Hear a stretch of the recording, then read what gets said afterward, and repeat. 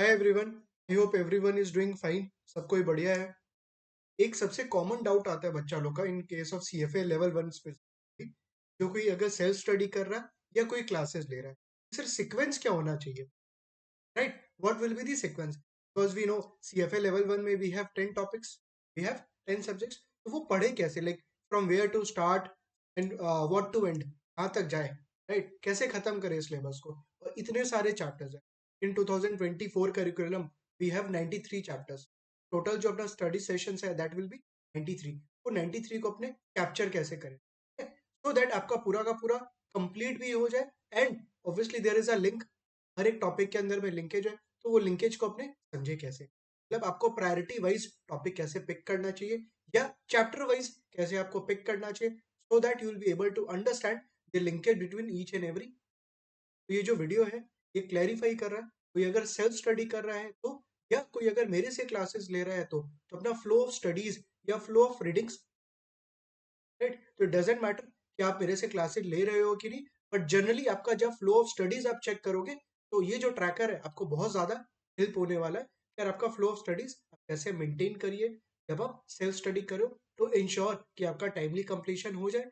Second, आप चीजों को आराम से इंटरलिंक, राइट? चलिए स्टार्ट करते हैं।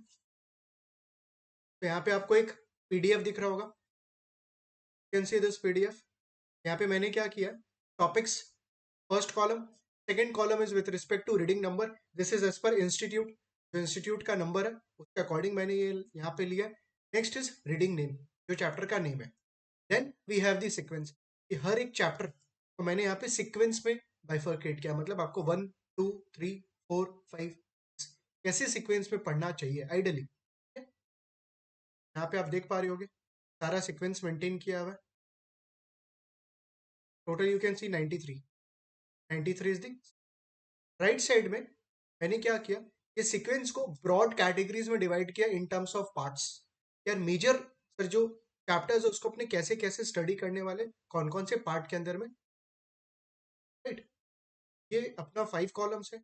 उसके बाद लास्ट में मैंने एक पूरा समरी कर दिया, ये स्टूडेंट को एकदम इजिली समझ में आ जाए कि यार अपने सबसे पहला कौन सा पार्ट करेंगे, सेकेंड पार्ट कौन सा करेंगे, पार्ट एंड, राइट? स्टार्ट करते हैं। सबसे पहला part number 1। I am referring this parts, it will be easy, communication में इजी होगा। सबसे पहला पार्ट नंबर 1, यहाँ पे यू कैन सी जो क्यूएम है अपना, में first 3 readings which is rates and return, time value of money, statistical measure, सबसे बेसिक चैप्टर्स है। This are the basic chapters की बच्चा जब भी सीएफए लेवल 1 स्टार्ट करता है ना, उसको जनरली इस चैप्टर से स्टार्ट करना चाहिए। एक सबसे पहला आपका फंडामेंटल स्ट्रांग होगा, बिकॉज यहाँ पे टाइम वैल्यू ऑफ मनी वगैरह है। सेकंड, आपका कैलकुलेटर का प्रैक्टिस बिल्ड होगा, कैलकुलेटर को यूज करने का आपको थोड़ा सा हैबिट होगा। That is the first thing. Fundamentals is very important, because बाकी के आने वाले चैप्टर्स के अंदर में आपको टाइम वैल्यू ऑफ मनी चाहिएगा ही चाहिएगा। तो दैट इज दी, तो पार्ट नंबर 1 के अंदर में you can cover this first 2 3 chapters, that is the part number 1। फिर बाकी का क्यूएम का उसको बाद में कवर करेंगे बाद में, और उसका लॉजिक भी है, रीजन भी है, मैं बाद में आऊंगा। This is part number 1। Then part number 2 के अंदर में you can start with portfolio, can start with portfolio. In fact यहाँ पे रीडिंग नंबर 2021 मैंने बीच में डाला हुआ है एज पर इंस्टीट्यूट, बट आप जब पार्ट नंबर 2 स्टार्ट करो, आपको स्टार्ट करना चाहिए with the starting of portfolio, because portfolio management के अंदर में there are certain terms which will be important for other topics. तो आप पार्ट नंबर 2 स्टार्ट करो विद पोर्टफोलियो मैनेजमेंट। यहाँ पे अपने रीडिंग नंबर 85 करेंगे, portfolio management and overview, basics of portfolio construction, planning and construction, then behavioural by. You can see sequence 4 5 6 1 2 3 था आपका in case of QM. के बाद यहाँ पे क्या आपके पास 4 5, ठीक है? यहाँ पे मैंने 8 जानबूझ के डाला हुआ है, बिहेवियरल बायस। 6 7 कहीं और पे आएगा। 6 7 इज पोर्टफोलियो को जहाँ पे मैंने बीच में स्किप करवाया था आपको 6 और 7।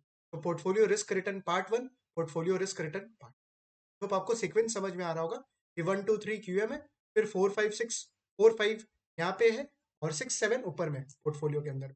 देन 8 4 5 6 7 वहां पे हो गया, दिस इज इट बिहेवियरल बायस, ठीक है? ये आपका पार्ट 2 यहाँ पे कंप्लीट हो जाएगा। यहाँ पे if you see introduction to risk management मैंने 19 नंबर सीक्वेंस में डाला, इंटेंशनली डाला है, क्योंकि उसके लिए आपको थोड़ा सा डेरिवेटिव के बारे में भी पता होना चाहिए, इसीलिए मैंने इसको पार्ट नंबर 3 में डाला है। 8 तक आपका पोर्टफोलियो होगा, उसके बाद यू हैव 9 से लेकर 18 तक you have which is part number 1 में क्यूएम, पार्ट नंबर 2 में पोर्टफोलियो एक्सेप्ट रिस्क मैनेजमेंट, उसके बाद क्या part number 3 which is what, तो डेरिवेटिव एक बार में आप पूरा का पूरा। Part number 4 is alternative investments, सबसे छोटा टॉपिक है but yes it's important.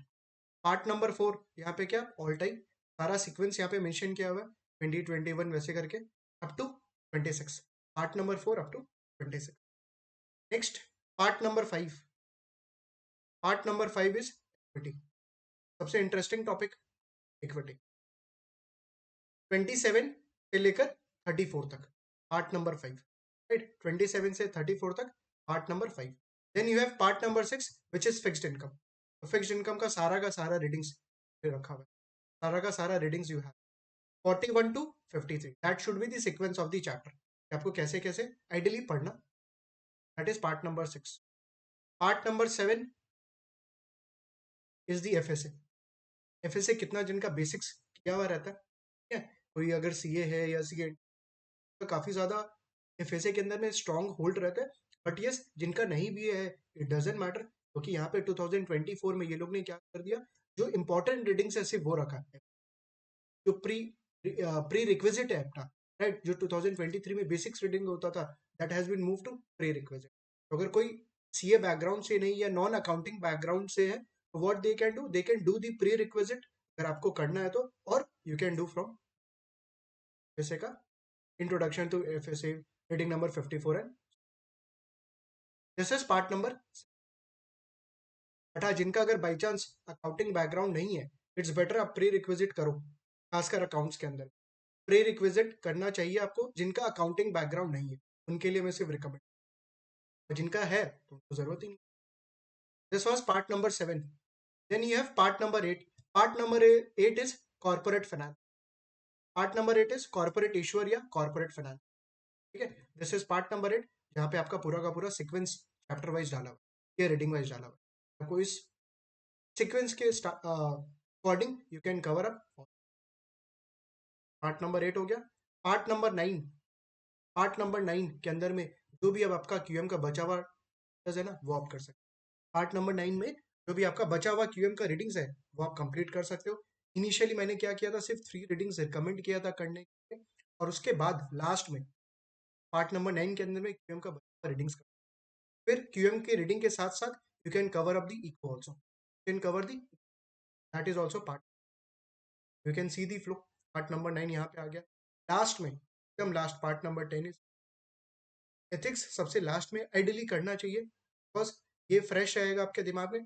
But last में एथिक्स करने का ये मतलब नहीं है कि क्वेश्चंस कम प्रैक्टिस हो, कि कितना बार क्या होता है स्टूडेंट जो एकदम लास्ट में करता है ना, तो वो 9 सब्जेक्ट्स का बर्डन की वजह से 10 सब्जेक्ट्स थोड़ा अंडर रेटेड हो जाता है। तो ऐसा नहीं है कि पार्ट नंबर 10 का मतलब सर एथिक्स को एकदम भी लास्ट में कर देंगे, कोई चाहे तो एथिक्स को थोड़ा सा और पहले कर सकता है, मतलब एग्जाम के आई थिंक 2 मंथ्स पहले, सो दैट एथिक्स का आप डेली बेसिस पे रिवाइज करते रहिए, दैट इज वेरी इंपॉर्टेंट। कितने जन बोलते हैं कि एथिक्स को एकदम लास्ट में करिए, बट मेरे को लगता है कि यार पार्ट नंबर 10 में रहने दो, बट एथिक्स अगर पॉसिबल है आपके लिए तो एग्जाम के और 2 मंथ्स पहले कर लीजिए, सो दैट आप डेली बेसिस पे कुछ कुछ क्वेश्चंस एथिक्स का प्रैक्टिस करते जा रहे हो, so that you are in touch with ethics, right. ये आपका 10 पार्ट्स के अंदर में पूरा का पूरा चैप्टर्स या रीडिंग्स डिवाइडेड है, और मैंने यहाँ पे सीक्वेंस भी लिख दिया कि आपको किस सीक्वेंस के अंदर में आइडियली फॉलो करना चाहिए या हमारे क्लास के अंदर में कैसे। बट यस अगर कोई का मन है कुछ दूसरे सीक्वेंस में फॉलो करने का, it's all depend you, because it's obviously customize है। अगर कोई को लग रहा है कि नहीं यार मेरे को क्यूएम के साथ इको करना चाहिए, एफएसए के साथ इक्विटी करना चाहिए, वो बिल्कुल आपके ऊपर में डिपेंड। मेरा रिकमेंडेशन रहता है यहाँ पे कि आप एक एक टॉपिक को कंप्लीट करिए, यहाँ पे जैसे सीक्वेंस मेंशन किया हुआ है, और उसके बाद दूसरे टॉपिक को समराइज करना है। यहाँ पे first QM which is 20% around 3 chapters वहां पे लिया हुआ है, अराउंड 15-20%। सेकेंड इज पोर्टफोलियो जो आपको पूरा 100% कवर अप कर। Third part number 3 is derivative, you should complete 100%। Fourth is alternative investments, 100% cover करना। Fifth equity 100%। Sixth fixed income. Seventh FSA. Eight corporate finance. Ninth QM का जो बचा हुआ portion है 30% वो कंप्लीट करना है, और साथ में क्या 100% आपका यहाँ पे complete. Last ethics, but again वापस से सेम चीज दोहरा रहा हूँ कि एथिक्स लास्ट का बोलने का मतलब नहीं है कि क्वेश्चंस कम प्रैक्टिस। एथिक्स चाहे आप थोड़ा सा और पहले कर सकते हो, you can basically put ethics in 8 और 9 सो दैट आपका एथिक्स छूटे नहीं, मतलब in terms of question practice. Because ethics के अंदर में इट्स वेरी इंपॉर्टेंट कि आप क्वेश्चन प्रैक्टिस थोड़ी करिए। इनफैक्ट एग्जाम के लास्ट 2 मंथ्स डेली बेसिस पे आपको एथिक्स को अराउंड 1 आवर देना चाहिए टू इंश्योर कि आपका questions properly. This is the recommended sequence and accordingly you can customize as per your। तो ये मैं पीडीएफ जो है वीडियो के साथ में अटैच भी कर दूंगा। एंड अगर कोई प्लान कर रहा है in terms of self study you can follow this pattern. और अगर आपको क्लासेस को लेकर डिस्कस करना है obviously you can me, but ये जो सीक्वेंस है यही फॉलो करेंगे, राइट। चलो, थैंक यू गाइस।